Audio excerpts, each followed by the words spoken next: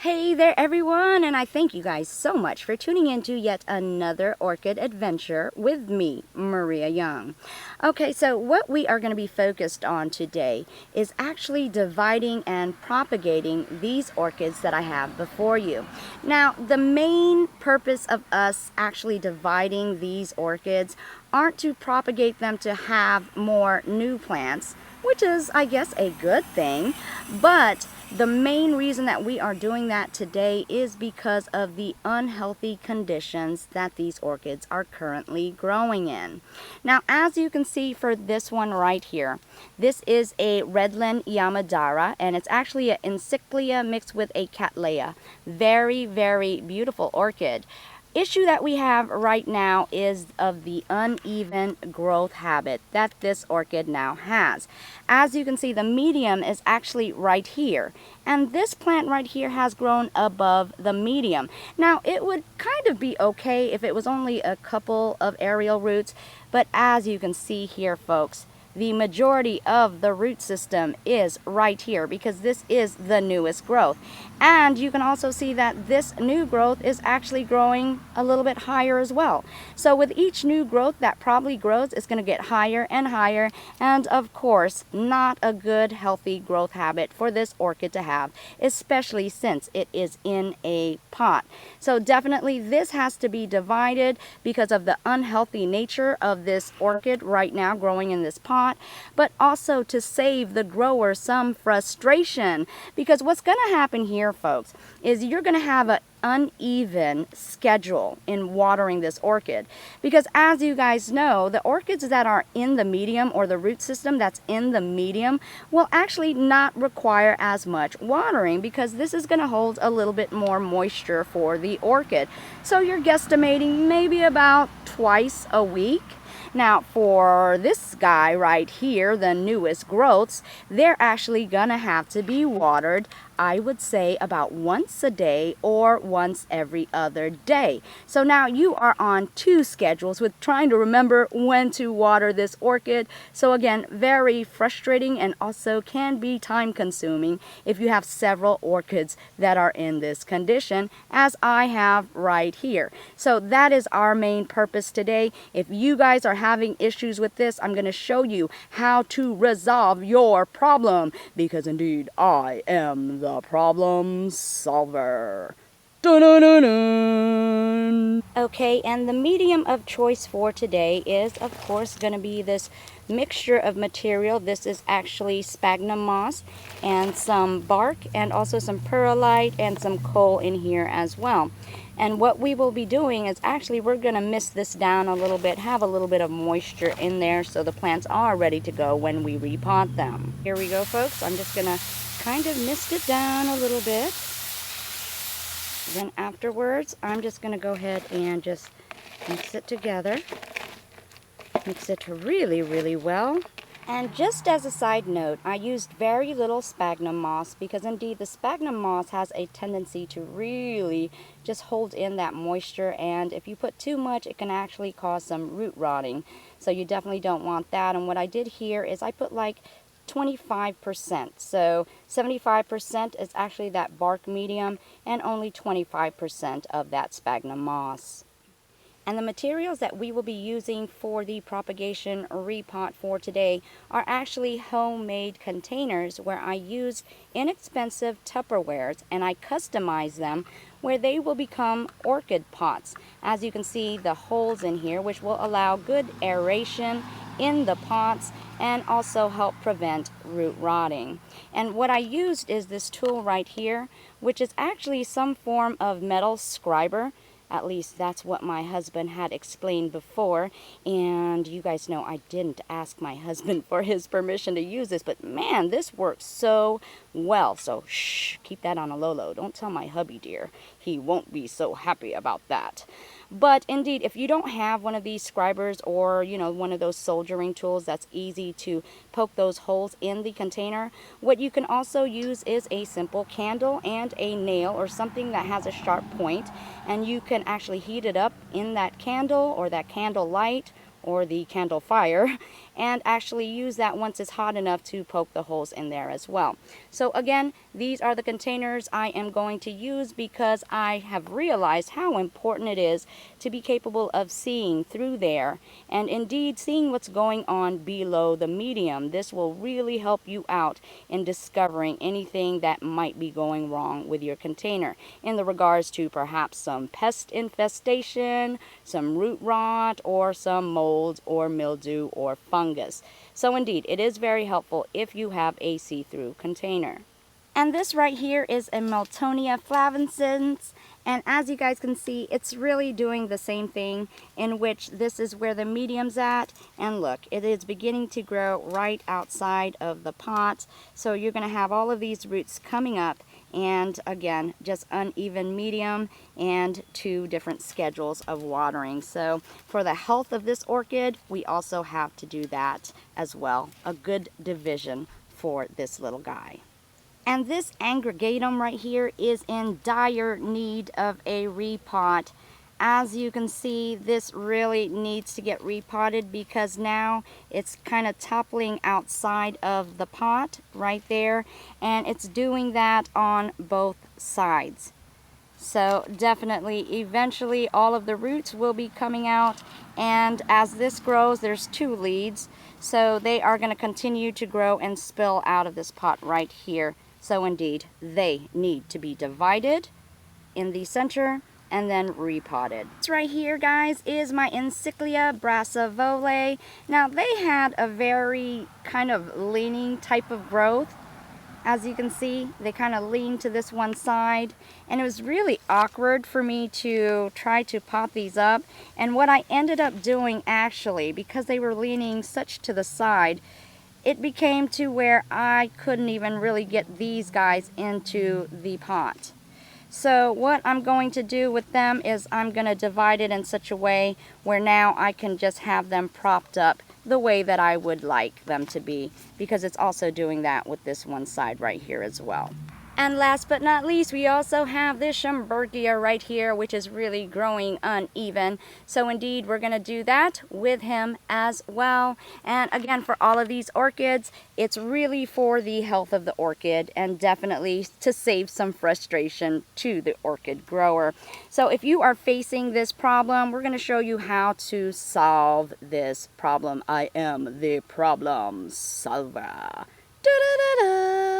Okay, folks, and since we're doing a major repotting project today, I do want to give you a side tip just to let you guys know when is the best time to repot your orchid, or what season. The actual best season to repot your orchid, of course, is going to be in the springtime, because the spring and the summer months actually have the most new growth. That's where you're going to find your orchid really thriving in the growth of the root system, in the growth of the foliage, and also new growth in pseudobulbs. So of course, springtime, best time. Now also in the summertime is a good time where there's a lot of new growth as well, but now you're dealing with the very, very extraneous heat. So of course, that is going to kind of hinder your plant to recover quicker, especially if they're fighting off heat as well. So that is the best time, is the springtime, because you have cooler weather and of course an abundance of growth. But in this case, folks, it is in the summertime, and I'm just gonna have to do what I gotta do because these orchids really are in severe need of an orchid repot to thrive and to grow. So in this case, it is best to go ahead and repot them now instead of wait till next spring. Trust me, you're gonna have just a whole big hoopla of a mess. So yeah, I have to do it now, folks. And this is actually going to get pretty messy because we're going to be taking all of the plants out of their pots, just like that. And yeah, we're going to go ahead and remove all of the medium. And then afterwards, I'm going to go ahead and clean them up, wash out all of their roots, make sure that they are good to go. And also, if I have to go ahead and cut and remove some of the roots, we'll also do that at that time. We will be right back. Okay, and here we are, folks, just going to remove all of this medium in here. Get it all out. Ah, get out, get out.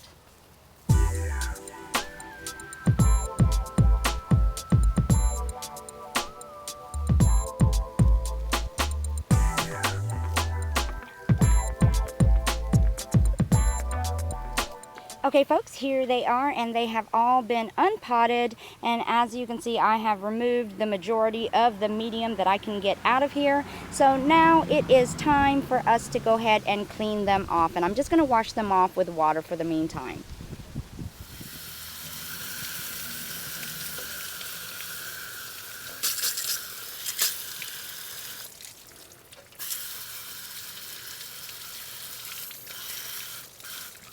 Okay, and here we are. We're at a point where we're just going to cut off the majority of the dead roots.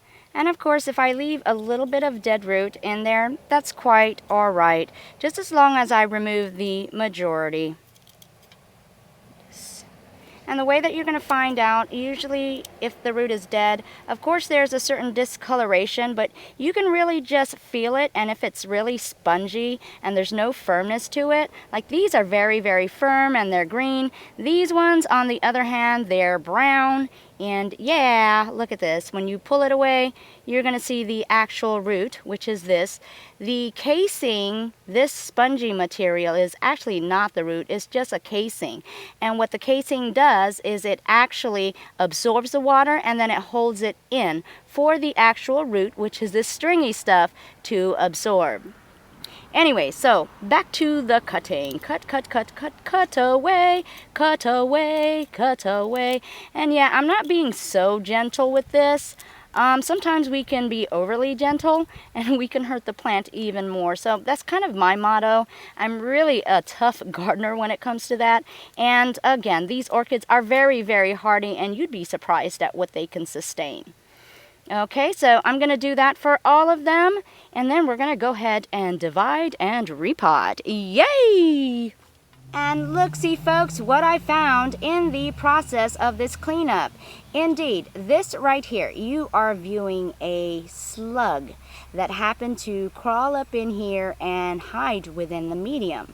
So again, that's why it's important to have those see-through pots, just to be capable of seeing what's going on underneath. And also, this is the importance of repotting, guys, because all sorts of sneaky little boogers can get in there.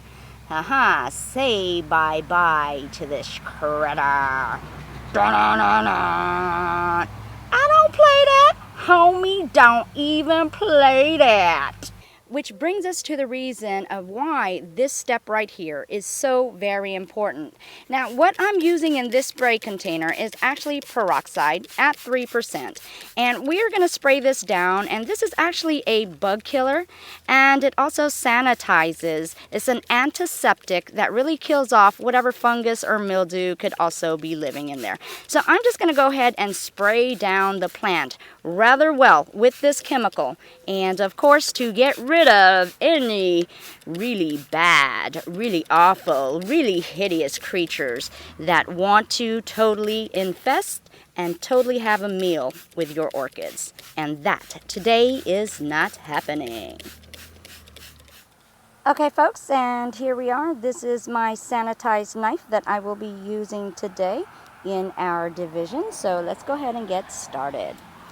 Okay, so this right here is where I'm going to actually divide it.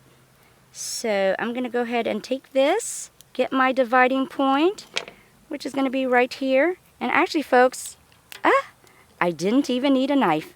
Look at there. Look at there. Ta-da! How simple was that, folks? Yeah, sometimes you don't even have to use a knife. You'll find a division point. So when you kind of just move it about like that, if you find that it's flimsy, you can actually just break it apart, as in this case. Okay, folks, and this is my Brassavolae, and I just really wanted to show you exactly how this was growing. You see that? It just really had a climbing nature.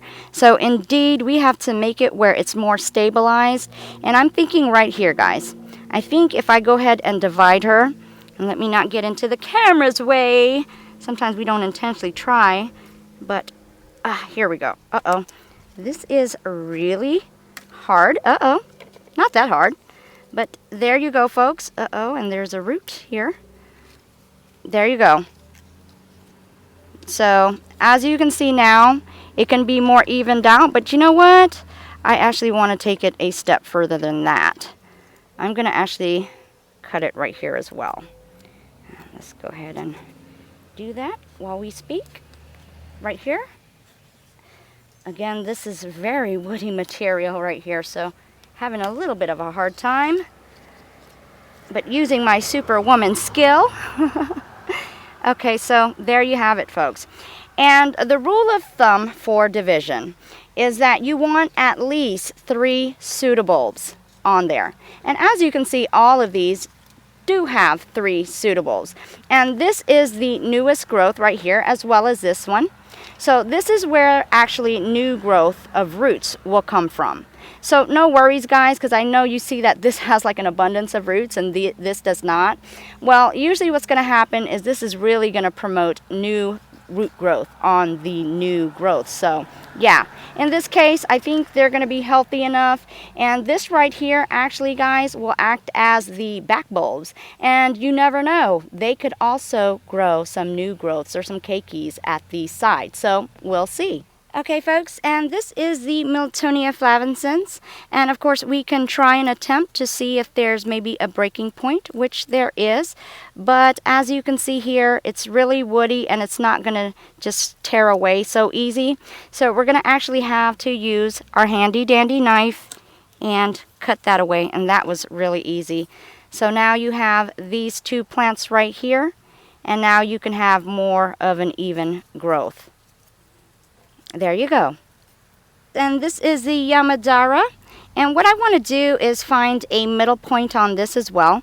Because you see this new growth, so that's going to be the lead. And also there's another new growth right here, so that's a lead as well. So to divide it right down the middle would be a good thing. So let's see if there is a natural break point, which is a little bit difficult, and I don't want to harm the plant. So yeah, we're going to go ahead and cut this away, and wow, that was really easy.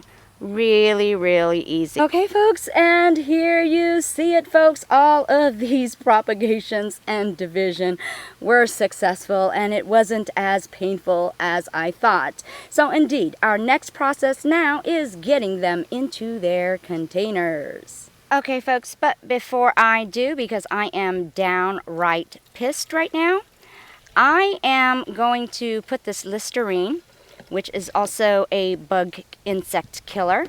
I did find another creepy crawly in there, so I want to guarantee that we are going to terminate this critter. So hold that thought, folks. Okay, folks, I don't know exactly what this is right there.